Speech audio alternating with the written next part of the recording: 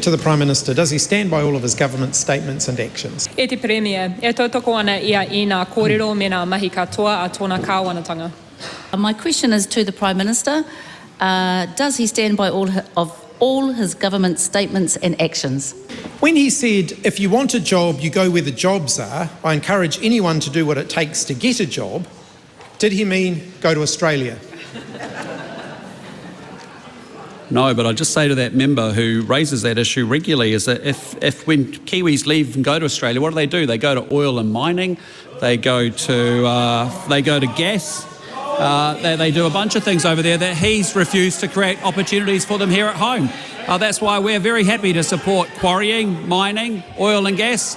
Reverse the decision. When he launched a marketing campaign claiming everyone must go, was he suggesting that everyone who can't find work in New Zealand must go to Australia to find work as jobs disappear in New Zealand and 200 New Zealanders a day under his leadership give up and leave the country? Well, I mean, the member can play politics with it as much as he likes, but the reality is the number of New Zealanders leaving New Zealand is the same as it was in the last year that he was Prime Minister. And the reality is he doesn't want to do oil and gas, he doesn't want to do mining, he doesn't want to do fast track to create jobs for New Zealanders. So he's just playing petty politics. We care about fixing the joint that you crashed, and we're fixing it. That government spending getting out of control, a tripling of the debt, a rapid rising of inflation that leads to high interest rates that put the economy into recession, that ended up with people losing their jobs, is a clear responsibility of his government. When governments increase spending by 84%, that takes inflation up to 7.5%. That leads to 12 or 13 interest rate rises, which then puts an economy into recession. The sad reality is that then people lose their jobs. And if you care about low and middle income working New Zealanders, which the Labour Party purported to used to do, you'd actually run the economy instead of actually tripling the amount of debt and writing out $10 billion interest checks each and every year that you started. The difference between the Labour Party and this coalition government, right? When unemployment was 3.5%, 60,000 more people went on job seeker benefit. And their attitude is that you just let young people, 18 to 19-year-olds, languish on welfare and say, sorry, son, that's your lot for the next 18 years. Well, we care about 18 and 19-year-olds. We want them connected to work, we want them in education, and we want them in training, and we're prepared to make the changes. But we're not going to consign people like the Labour Party do to lifetimes on welfare. That's unacceptable. Does he accept any responsibility for the fact that there are 20,000 fewer jobs in construction today than when he became Prime Minister, given construction employers have been citing government decisions to cut, pause or cancel projects as one of the major reasons for reducing the number of people they are employing? Well, as I've said to the member before, what really impacts construction jobs is actually when you lose shape on economic management that causes interest rates to go through the roof. It's very difficult for developers to secure financing with higher interest rates because the economy's been mismanaged, because inflation went up, because spending went up. This is a government that's working incredibly hard. We now have $237 billion worth of infrastructure projects in the pipeline. We have $125 billion of them funded. And this is a government that's accelerating $7 billion worth of infrastructure investment before Christmas. But if the member actually cared about people getting jobs, he would support fast-track legislation. He would change his position on repealing the oil and gas ban. He would support the roads of national significance.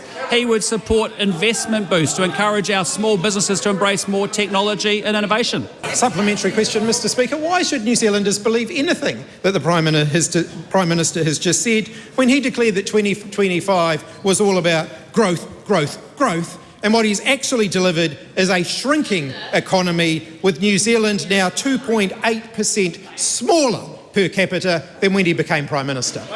Because New Zealanders can see that we are treating government money as if it's our own and not wasting it like the last lot did. New Zealanders can see that inflation has gone from 7.5% to 2.7%. New Zealanders can see that actually interest rates are coming down. We had strong growth in Q4, Q1. We've got growing again now. Growth is coming. Don't worry about it. And unemployment, we're going to create jobs for people. Does he take responsibility for the 36,000 fewer jobs and 10,000 more unemployed young people since he came into office and implemented his economic policies? It's a government that takes creating new jobs very seriously, and that's why in the budget we saw 240,000 new jobs will be created over the next 4 years, an economy that's expected to grow about 2.7% on average each year for the next 4. We're a government that's working incredibly hard to fix unemployment, and the way that we do that is we get a grip on spending, which the previous Labor Greens government didn't do. We make sure that we lower inflation, which the previous Labor Greens government didn't do. We lower interest rates, we get our economy growing, and that creates jobs for people. What I'd also say to that member is that we have a different philosophy and a different set of expectations on 18 to 19-year-olds. We're not going to write them off like a Labor Greens government did and let them languish on welfare. We don't think that's a good pathway forward. Why would he make changes to a policy to make young people, young job seekers, dependent on their parents earning $66,000 combined? Because we want young people to be dependent upon themselves, then their families, then their government. We want young people to be dependent on finding work, study or education. We think young people working is a good thing. We don't think it's good enough just to sit there and say, young person, you're on welfare for the next 18 years. If you get on a benefit, job seeker benefit under age 25, we have to do something different. We have higher expectations, and that's what we're making sure happens. How exactly does he reconcile his statement to young people, quote, "The world doesn't owe you a living"? Is true. The Honourable Maribor Davidson. Does he stand by his statement that benefit dependency is a, quote, human tragedy? And if so, what is more of a tragedy? The government upholding their duty of care and supporting young people when they're doing it tough, or seeing our rangatahi sleeping on the streets? In answer to the first leg of the question, absolutely yes. How is it fair to scapegoat young people as being, quote, lazy, sitting on the couch playing PlayStation, when there are far more job seekers than jobs in almost every region in the country, and when they are competing for those jobs with people more experienced than they are? In answer to the first part of the question, I've never characterised young people as lazy. What I've said is we want you, we care about you, we love you. We're not like a Greens Labour organisation. It just says stay on welfare for the next 18 years. We want you connected to work, training and employment so that you actually get a great future and can follow your dreams. That's what it's all about. Does he understand that removing work and income support for young people and directing them to move away from their communities and people they love without any guarantee of housing and support into seasonal short-term work will adversely impact on their well-being? Well, there we have it, don't we? We don't want young people working. We're not prepared to work for anything. We just you stay on welfare, that's good enough for you. Well, I'm sorry, that's not good enough for us in this government. We care about young people. We want them connected to education, training and work. That's what this policy is about. Lots of 18 to 19-year-olds move to go to polytechs, universities or take up apprenticeships in different towns. If you want that first job, you do anything to secure that first job so you can get your life started.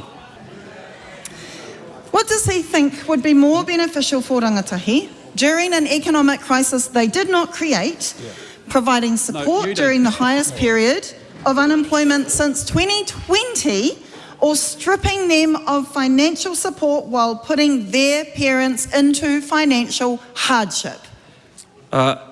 Let's be clear, the Labor Greens government had a 3.5% unemployment rate and still put 60,000 people on job seeker benefit. It's because they don't care about young people in New Zealand.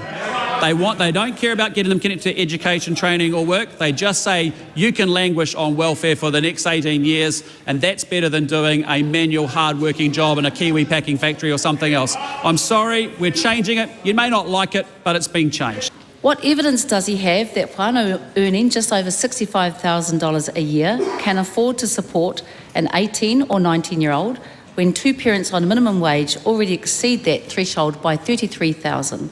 With no allowance for rent, other tamariki or the rising cost of living?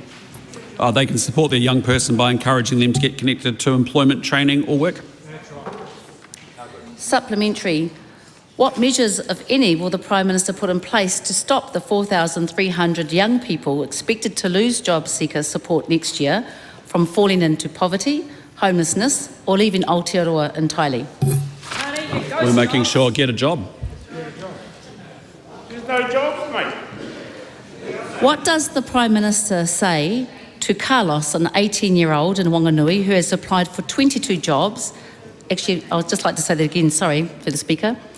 What does the Prime Minister say to Carlos, an 18-year-old building apprentice in Wanganui who has applied for 22 jobs and is now moving to Australia? Well, I'll say to Carlos, actually, this is a government that's doing everything we can to try and create employment and opportunities for Carlos.